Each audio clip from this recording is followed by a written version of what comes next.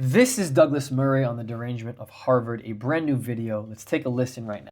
Now let's go to the US, and you've written in The Spectator about the derangement of Harvard. The Ivy League college is currently at war with the Trump administration. We had those more than 30 Harvard University student organisations signing a letter, Douglas, literally whilst October 7 victims were still being uncovered, blaming the Israeli regime entirely for the unfolding violence.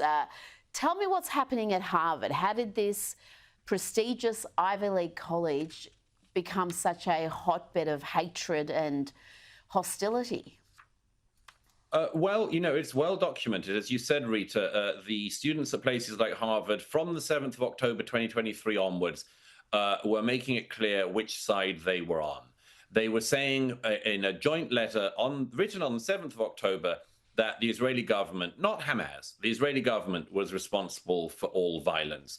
And since then, students at Harvard and other elite universities have been allowed to rampage across university, shut down student accommodations and places of study, intimidate and beat up employees, and basically act as low-level copycats of the thugs of Hamas that they seem to admire so much.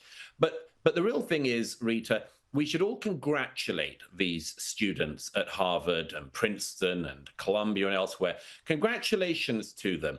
They've spent the last 18 or so months calling for the intifada, the uprising, violent terrorist uprising, to be globalized. And well done, guys, you've got your way. Because not only do you have 2 people shot in the streets of Washington, D.C. on suspicion of being Jewish, you now have in Colorado Islamist supporters of Hamas trying to burn to death Jewish people who are trying to call for the peaceful release of the hostages still being held by Hamas in Gaza. So well done, students at Harvard. Well done, all the students at Princeton and Yale and the rest of them. You're getting your globalized intifada. I hope you love it.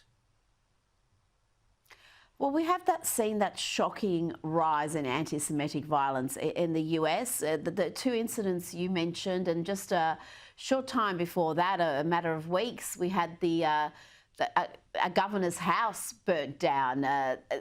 It's just such an escalation, and yet, Douglas, if it was a right-wing movement behind these acts, one after another, I would imagine the reaction would be a little bit more serious than what we're getting here, because these are targeted attacks. They are an acts of domestic terrorism. And I wonder whether the authorities are looking at them as seriously as they should. Well, we've got equivalents we can pull out. I mean, how many years was it now? 6 years ago or so since Jussie Smollett.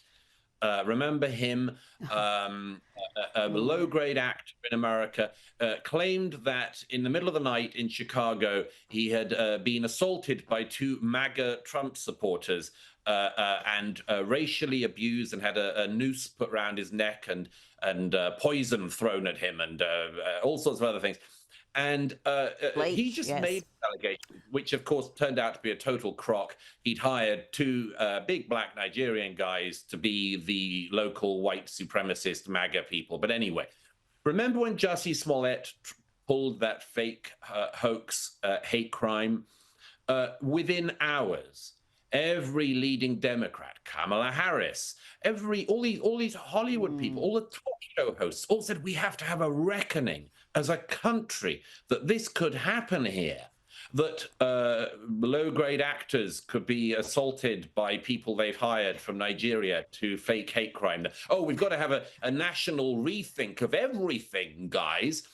But when real things are happening in real time, and the object of the hate is Jews, no, because Jews aren't one of the cool minorities in the left-wing intersectional world. And you know what's not cool with them either? Is reality.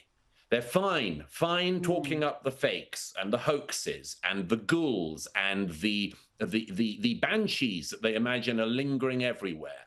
But when reality is right in front of them, they'll continue to do everything they can to avoid it.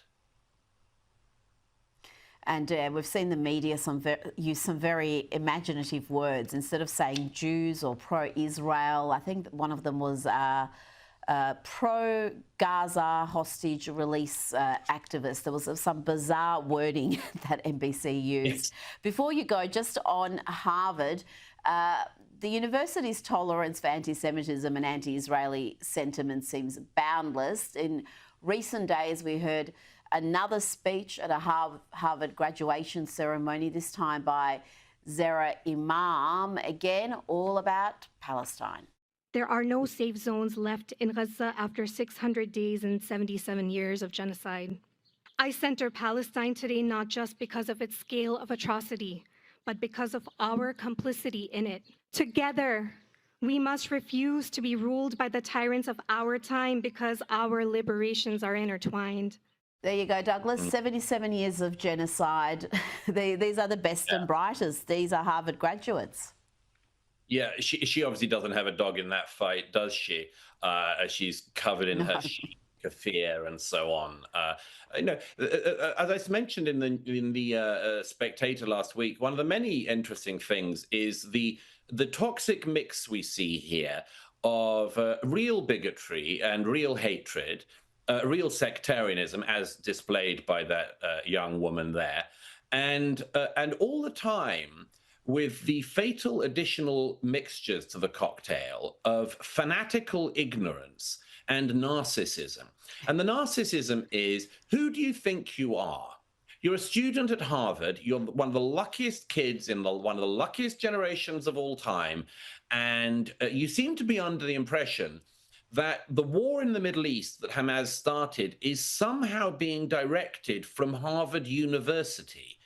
And I've got news for those students. Neither Hamas nor the Israeli government take any direction from Harvard University or any other privileged Ivy League campus. There's a world beyond the end of your own nose. And these students haven't been taught that. They haven't been taught anything. They certainly haven't been taught any humility.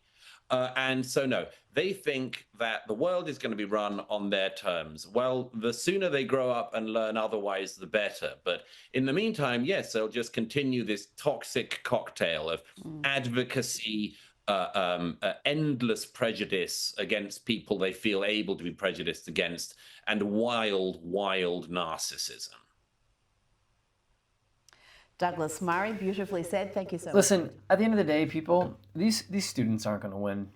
Sorry. What are you going to do? What are you going to do? And let's just pretend a world, okay, where Kamala Harris did get elected.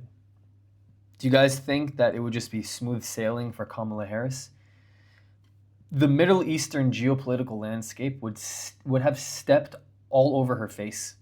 She would have had no idea how to handle these situations, how to get hostages released, how to go meet with other foreign leaders, go to Qatar, speak to people like Iran, negotiate with Hamas, and then have to deal with what's going on campus. And yeah, people in the comments are going to say, Barak, she would have loved to encourage these protests. She would have loved to. I don't think so. No, I don't think so. And lots of people are going to say Kamala Harris is anti-Semitic, she's pro-Hamas, anti-Israel. No, I don't think that she's anti-Israel. I don't think that Kamala Harris is pro-Hamas. I don't think she would have had any idea how to handle the situation. I don't think she would have done a better job than what Trump has done so far. Not that he's perfect, but I'm talking about the release of hostages. I'm talking about actually coming up with a potential plan for what to do with Gaza, because leaving them there and letting Hamas rebuild, that's not going to solve anything, because we're going to have another war in X weeks, days, weeks, months, years, and we're going to find ourselves making these videos again. Sorry. Like, let's call a spade a spade. That's just like exactly what would have happened. More despair, more destruction, more war, more going like this, shrugging our shoulders, more wondering what we should do, more how to solve the conflict, more we need more peace and coexistence, more baloney. Yes, we need more peace and coexistence, but we need affirmative action. We need a plan of how to do something. Period. End of story. So these students who think that they have some supreme power over the government, it's absurd. It's also just noise. It's really just noise. So make sure to tune out sometimes, because this is not a reflection of all reality. So, I mean that. Thank you so much for all your support. I'll see you next video. If you want to continue the conversation, you can support my work for free. Discord does not cost a thing. It is the best way to connect with me and others.